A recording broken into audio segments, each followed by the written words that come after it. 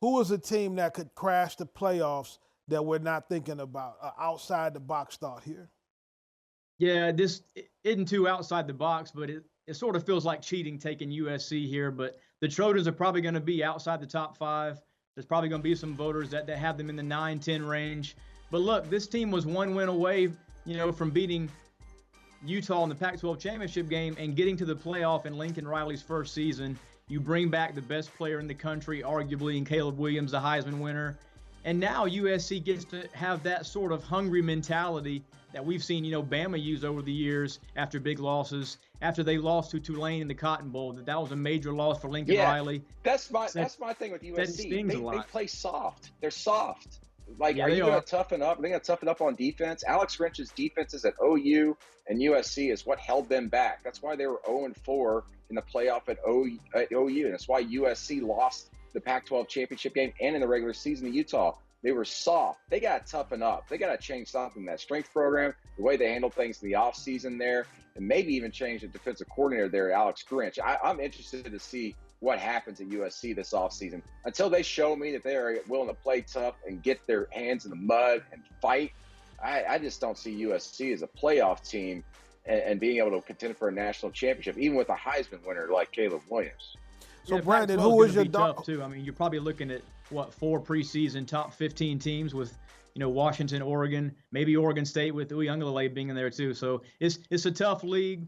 But if you're giving me a dark horse, and we can use that term now, I mean, I like the best player in the country, Caleb Williams. He's going to have another, 40 touchdown, 4,000-yard season. So, Brandon, you don't like USC there as his dark horse. Who is your dark horse? I'm going to stay in the Pac-12, go with Washington. They've got the nation's #1 pass offense, the nation's best quarterback and passer rating, and Michael Penix coming back. They've been killer in the transfer portal. They just added a 4-star running back, Dylan Johnson from Mississippi State. The defense improved as the season progressed this past year. They got a lot of veteran leadership returning to them this upcoming season, which is going to be huge in the future. I really like Washington. I love their schedule as well and the way it plays out for them. Veteran leadership and a fantastic coach in Kalen DeBoer, who just wins everywhere he goes. I like Washington, man. I really like the way they're built. So right now, you think that Washington is in a better position than Brad's pick of USC to get a playoff berth? Yeah, I mean, they tackle #1. They're not afraid to tackle. So that's good. That's a good start, right? I mean, USC needs to toughen up. They just play like, we used to make fun of the Pac-12 for being so soft and just playing 7-on-7 ball. USC's like kind of gone back into this intramural football type of skill set. I don't like that. Washington comes after you. They have played some low-scoring games and then blown some opponents out. Like Cal this past season, they were in a defensive battle and they found a way to win. They can win any number of ways. USC wins by just, let's score 45 points and hope to win. And oh, by the way, sometimes it doesn't work, even against a Tulane team in the freaking Cotton Bowl. You kidding me? Yeah, let me give you one more team outside the top 10, too, that probably is not going to get much preseason hype. Look, very rarely does Clemson get that under-the-radar label.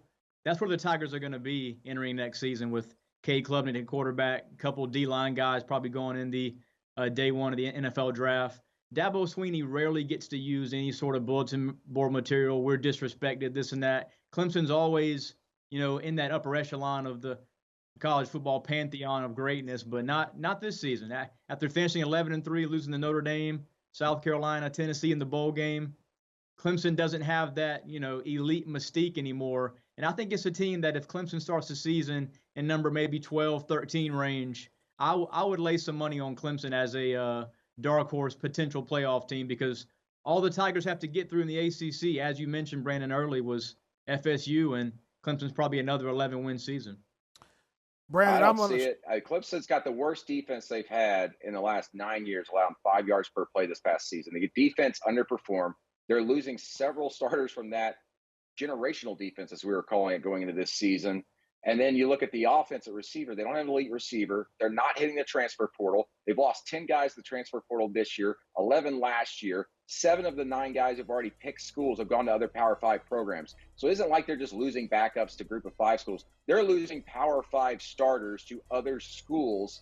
And yes, Cade Klubnik, better quarterback, but give me a break. Clemson does not have what it takes. They've been going downhill these last 3 years, and Dabo Swinney's stubbornness to not utilize the transfer portal and add kids is going to bite him. I mean, the one addition that they've made, or two additions they've made, are at quarterback. One was former Clemson quarterback Hunter Johnson returning home, and then the great grandson of Bear Bryant, who is just not going to play a single snap at Clemson.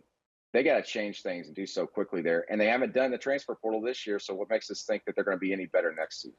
So, Brandon, Clemson has won 7 out of the last 8 ACC championships. So far since you've been on, you said the Alabama dynasty is over, and now Clemson is done in the ACC, and you're just giving the ACC title to Florida State. So are we about to turn the page to a new era of college football where Alabama and Clemson don't matter anymore? Is that what you're saying? Alabama's going to matter. I'm telling you, Clemson's not going to matter in the playoff picture other than the ACC championship picture until like the last 3 weeks of the season or whenever they play Florida State. I don't like the way they've been building that roster the last 2 to 3 years. Alabama's always going to kind of be there, but next season, not so certain because they have to replace so many guys and then break in a new quarterback. I don't think it's going to be as easy for Alabama as we've seen over the last 5 or 6 years at quarterback when they transition.